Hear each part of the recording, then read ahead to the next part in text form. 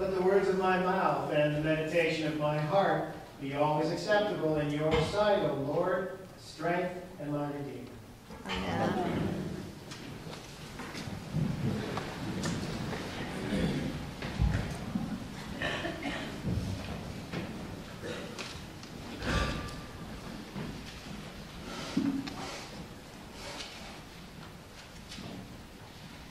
My sweet Marie always hated Lent. Before our beautiful disabled daughter moved into her group home, she went to church with her mom and dad every Sunday. Daddy's a priest. Mommy's a church organist, so she had no choice. Preachers' kids do have it tough. Well, most of the time she liked it, but not during the season of Lent. When Lent came around, Marie started to repeat something she had heard in a video one time. Death fixation. Marie found Lent depressing, and she was always so glad when Easter arrived. I think she's got a point. After all, this is the child who once said to another priest, "Lighten up, God boy."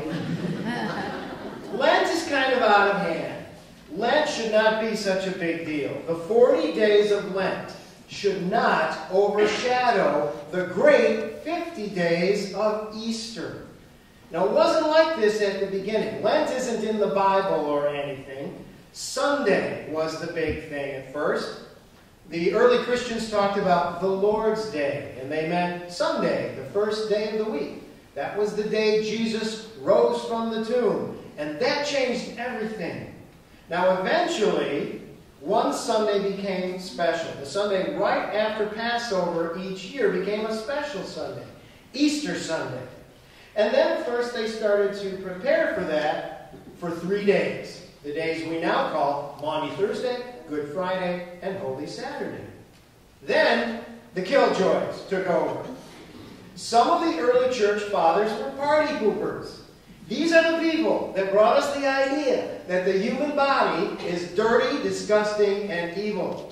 And these are the people that decided to make the 40 days before Easter a time of fasting, denial, and repentance. Now, don't get me wrong. I am all for a season in which we get serious about our spiritual life, serious about our priorities, serious about what is important in our life with God. But it's gotten kind of out of hand.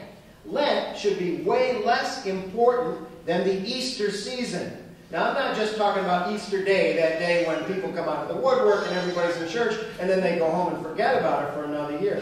I'm talking about the great 50 days. 50 days of Easter. That is way more important than the 40 days of Lent. Easter joy should always trump what my daughter calls the death fixation of Lent. The resurrection we celebrate on Easter Day is the same resurrection we celebrate on all the Sundays of the church year. And that resurrection is central to Christianity. So, to restore things to their proper place, I have a suggestion. Let's change the name. Instead of calling it the season of Lent, let's call it Laughs. The season of laughs. What are you giving up for laughs? I'm giving up alcohol for laughs. I'm giving up chocolate for laughs. I'm giving up gossip and negative speech for laughs. Laughter helps us take ourselves a little less seriously, and that is a true boon to the spiritual life. Take that story of Jesus in the wilderness being tempted. The devil's main job always seems to be to get people puffed up and say, "Me first." The first priest I worked for in a church used to say this about every 8 weeks in his sermons. That's ego, my friend. E-G-O. Easing God out. They say the biggest sin of all is pride, putting myself in the place of God. Well, Jesus clearly rejected that temptation in the wilderness. Pride is putting myself ahead of everyone and everything else. And the best antidote I can think of to pride is laughter. Laughter deflates our egos and pops our balloons. And so laughter keeps us down to earth, where we belong. Now, I gotta say that priests need this attitude more than anyone else. We get the fancy vestments, and we get the exalted titles, and we always get the best seats in church. I love the old story of the church that gave their priest a birthday party one year. And little Mary from the parish came up with a package all wrapped up and handed it to the priest. And the priest said, "Oh, Mary, I see you've given me a book." Well, Mary's mom worked in a bookstore. Mary says, "Wow, how did you know, Father Mark?" "Oh, Father Mark always knows." Well, then Tommy hands the priest a package, and it's kind of soft and squishy a little bit. And the priest says, "Oh, Tommy, you gave me a sweater, didn't you?" Tommy's dad worked in a clothing store famous for its line of sweaters. "Wow, how did you know, Father Mark?" "Oh, Father Mark always knows." Then Billy comes and gives the priest a big box. Now, one corner of the wrapping paper is a little wet. Billy's dad works in a liquor store.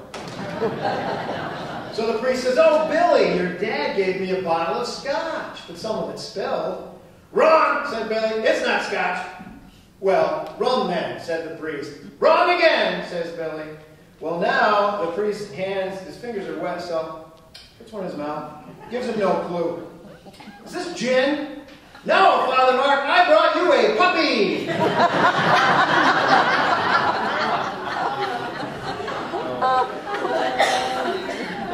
My wife still loves that joke.